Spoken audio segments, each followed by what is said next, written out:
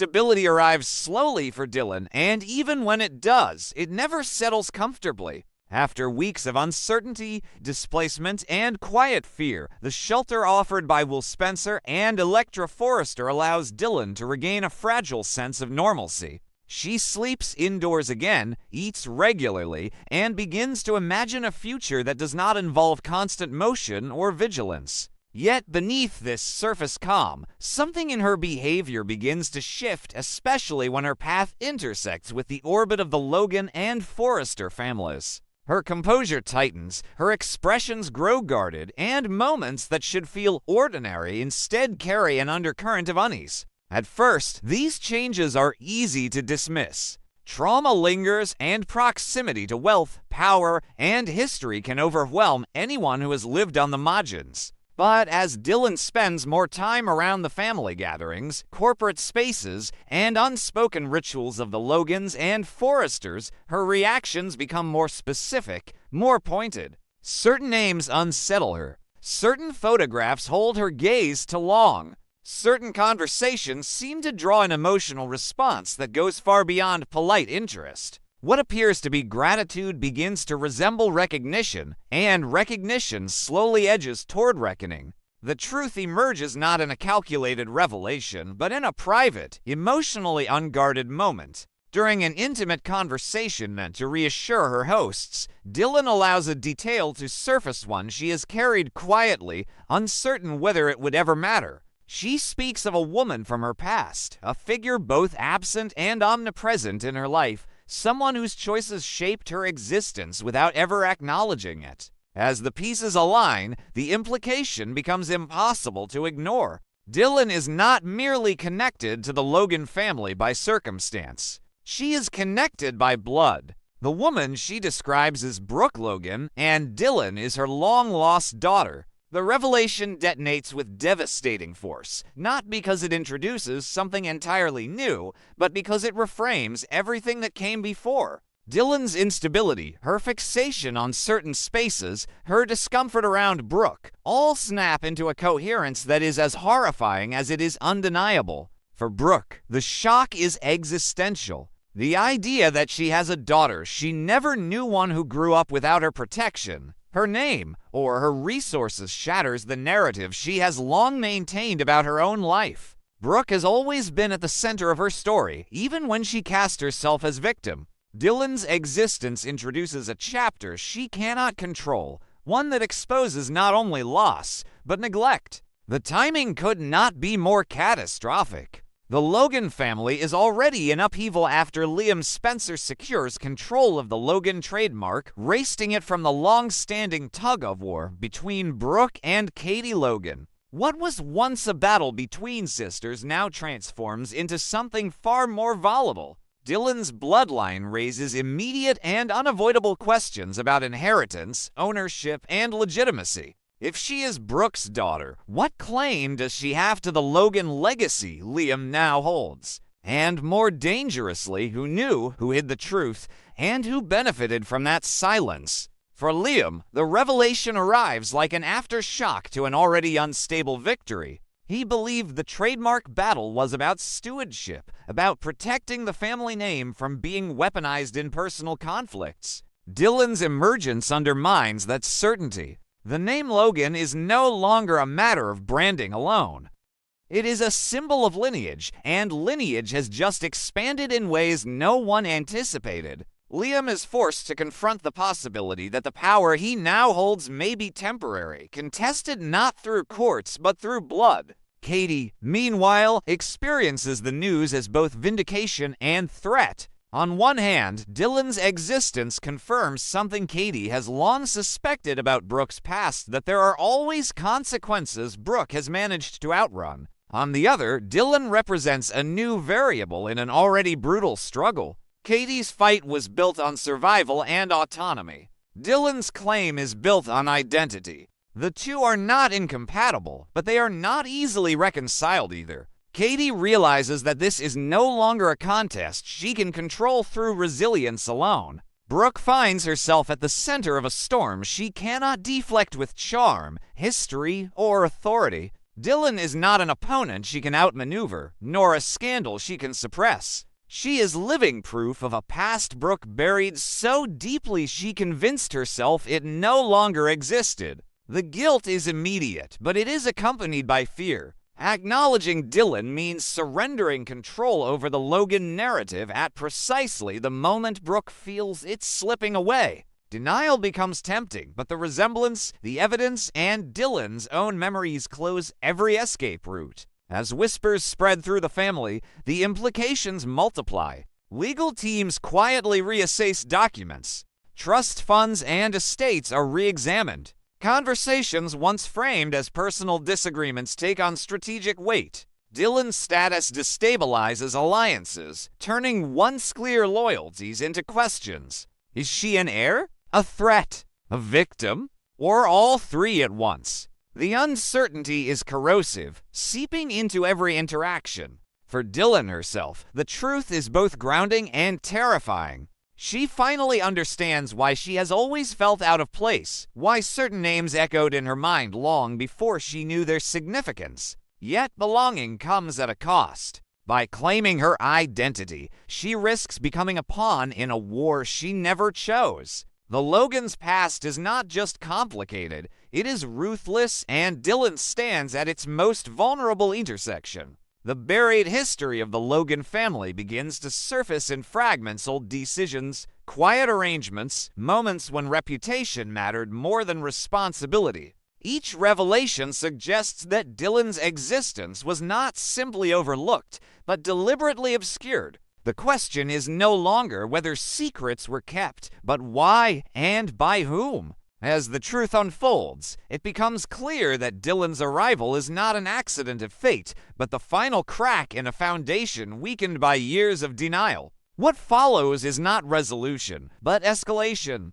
Power shifts. Motives harden. The Logan name, once a shared identity, becomes contested territory defined by blood and betrayal. Dylan's presence ensures that nothing will return to what it was. In the bold and the beautiful, legacy has always been dangerous, but now it is volatile, capable of igniting conflicts that can no longer be contained within boardrooms or family walls. The past has caught up, and it is standing in the room, alive, undeniable, and ready to claim its place. The revelation does not settle into the Logan household so much as it detonates within it, sending after shocks through every relationship that once relied on assumption rather than truth. In the days following Dylan's disclosure, the family exists in a state of suspended disbelief, moving through familiar rooms as though the walls themselves have shifted. No one knows where to stand anymore, because the ground beneath the Logan name has become unstable.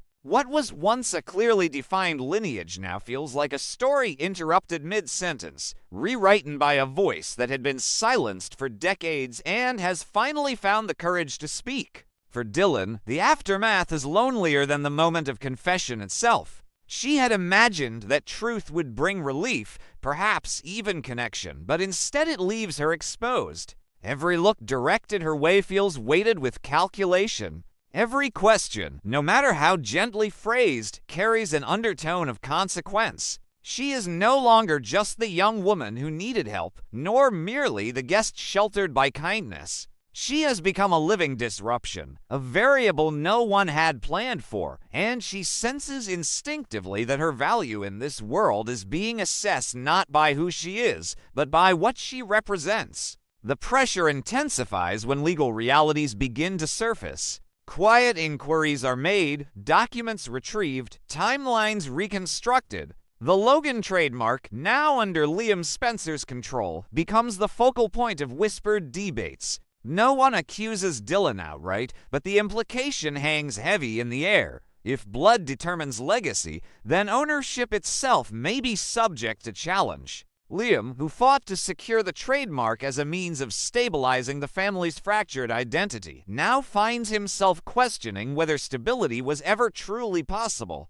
His victory feels provisional, as though it belongs to a version of the family that no longer exists. For Liam, the conflict is not merely legal, it is deeply personal. He prides himself on fairness, on doing what he believes is right rather than what is expedient. Yet Dylan's presence complicates every moral instinct he relies on. Protecting the Logan name now requires acknowledging that the name may never have been as complete as everyone believed. He begins to understand that power, even when claimed with good intentions, can still wound those it overlooks. The question that keeps him awake is not whether Dylan has a claim, but whether denying that possibility would make him complicit in repeating the very erasure that created this crisis. Katie Logan watches these developments with a guarded clarity shaped by years of survival. She recognizes the pattern immediately. When Brooke's past resurfaces, the consequences never land where they belong.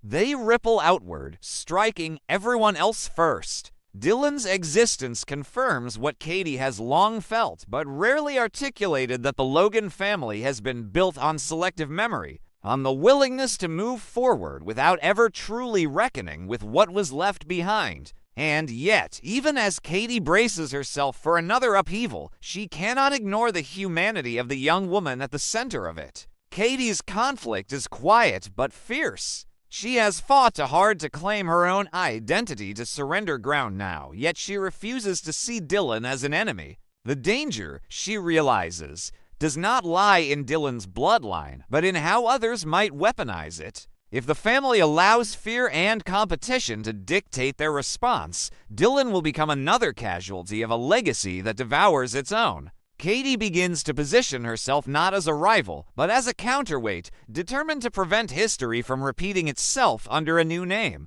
At the heart of the storm stands Brooke Logan, unraveling in ways no one has ever truly witnessed. Publicly, she attempts composure, insisting that the past is complicated, that circumstances were different, that choices were made under pressure. Privately, the truth gnaws at her with relentless precision.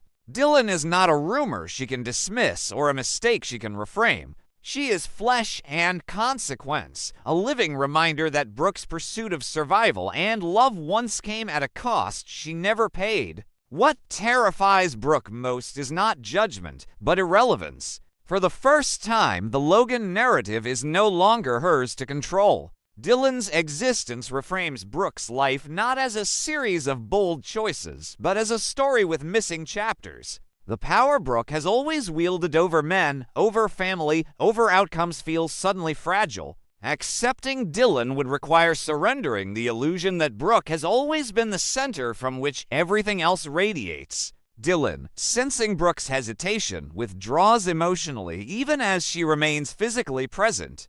She has no desire to force a bond built on obligation rather than truth. Years of abandonment have taught her that proximity does not equal belonging. Yet the silence between them is heavy, charged with things unsaid. Dylan wonders whether revealing the truth was an act of courage or a mistake that has placed her in the crosshairs of a family that protects itself above all else. As fragments of the Logan past continue to surface, it becomes clear that Dylan's disappearance from Brooke's life was not merely accidental. Subtle hints emerge of choices made to preserve reputation, of advice given and followed, of silence treated as a solution rather than a failure. Each discovery tightens the knot of distrust. The family is forced to confront not only what was done, but what was allowed. The tension reaches a new level when the possibility of a formal inheritance review is raised, not as an attack, but as an inevitability. Lawyers speak in careful hypotheticals, but the implication is unmistakable. Blood carries weight, and weight shifts power.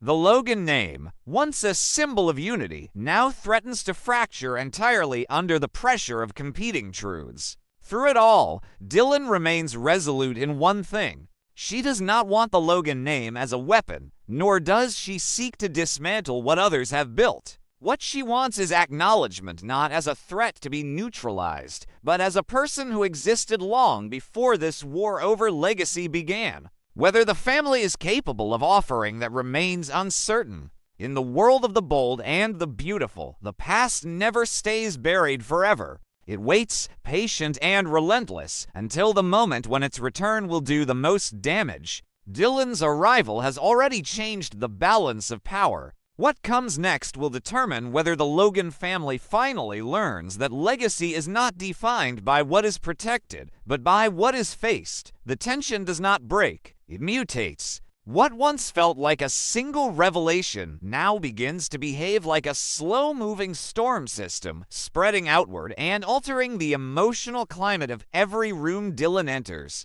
The Logan household, so accustomed to dramatic confrontations and public reckonings, finds itself trapped in something far more unsettling, a prolonged uncertainty in which every decision risks becoming irreversible. The absence of a clear villain makes the situation more dangerous because everyone must confront the possibility that the harm was not caused by malice alone, but by convenience, fear, and silence. For Dylan, the days that follow feel eerily similar to the years she spent drifting between temporary shelters and borrowed kindness. She is present, acknowledged, even spoken about constantly, yet rarely spoken to with honesty. Family meetings occur behind closed doors. Legal consultations multiply. Her name appears in conversations she is not invited into. The stability she thought she had finally reached begins to feel conditional, dependent on how useful or disruptive her existence proves to be.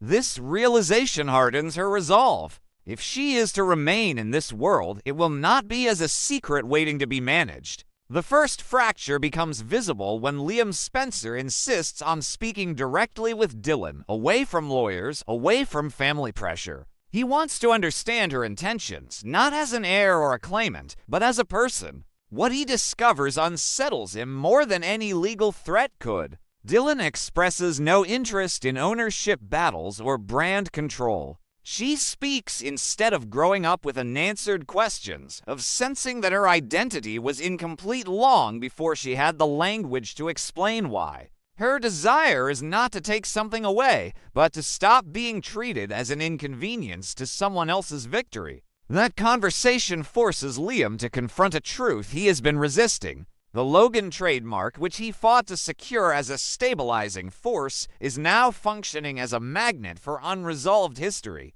Every argument about ownership is, at its core, an argument about who is allowed to belong. Liam begins to realize that protecting the name Logan may require redefining what it represents, even if that redefinition threatens his authority. The power he holds feels less like a shield and more like a test. Meanwhile, Katie Logan finds herself stepping into an unexpected role. Without announcing it, she becomes Dylan's most consistent presence, not out of strategy, but recognition. Katie understands what it means to exist in the shadow of a stronger personality, to have one's pain minimized for the sake of family harmony. She does not promise Dylan protection or validation she cannot guarantee. Instead, she offers something rarer in this family: steadiness. In doing so, Katie subtly shifts the narrative, making it harder for others to dismiss Dylan as a complication rather than a consequence. This shift does not go unnoticed by Brooke Logan. Watching Katie align herself with Dylan triggers a volatile mix of guilt and defensiveness. Brooke feels exposed in ways she has never allowed before. Her instinct is to reclaim control by reframing the story, to argue that the past cannot be judged by present standards, that survival sometimes requires impossible choices. Yet every attempt to contextualize her actions sounds increasingly hollow, even to her own ears. Dylan's quiet endurance contrasts sharply with Brooke's justifications. The emotional standoff between mother and daughter reaches a critical point not through confrontation, but absence. Brooke realizes one evening that Dylan has stopped seeking her out entirely. No accidental encounters, no tentative gestures toward connection. The withdrawal is not hostile, it is final. For the first time, Brooke understands that the window to shape this relationship may close without drama, without forgiveness, and without resolution. The idea that she could lose her daughter not to anger, but to indifference terrifies her more than public judgment ever could. As the family continues to excavate its past, new details emerge that further destabilize the present. Old financial records hint at decisions made to preserve appearances. Conversations once dismissed as misunderstandings take on darker implications. It becomes increasingly clear that Dylan's absence from Brooke's life was not simply the result of one bad decision, but a series of small choices made by multiple people who believed they were protecting something larger than a single child. The collective nature of that silence forces the Logans to confront an uncomfortable truth. There may be no single person to blame, only a system of priorities that rewarded forgetting. The threat of a formal inheritance challenge grows closer, not because Dylan initiates it, but because others begin to maneuver around her. Advisors and distant relatives see opportunity in chaos. Whispers of restructuring and redistribution circulate. Dylan becomes the axis around which ambition rotates, despite her refusal to participate in the game. This, more than anything, convinces Katie and Liam that neutrality is no longer possible. Doing nothing will not preserve peace, it will invite exploitation. The turning point arrives quietly during a gathering meant to project unity. Surrounded by familiar faces and rehearsed smiles, Dylan realizes that the family is waiting not for her voice, but for her compliance. They expect her to remain passive, grateful, manageable. Instead, she does the one thing no one anticipates. She speaks not to accuse, but to define herself. She makes it clear that she will not disappear again, not for convenience, not for legacy, and not to protect anyone from discomfort. Her identity, she insists, is not a bargaining chip. The effect is immediate and irreversible. Lines are drawn not by declaration, but by reaction. Some retreat, some bristle, some listen. Brooke, shaken, finally understands that this moment is not about reclaiming her past, but about choosing who she will be now. The Logan family stands at a crossroads where every familiar instinct urges them to control the damage, yet control is precisely what created it. In the world of the bold and the beautiful, transformation rarely comes gently. Dylan's continued presence ensures that the family can no longer rely on denial as a survival strategy. What remains to be seen is whether they will confront the truth together or fracture completely under the weight of it.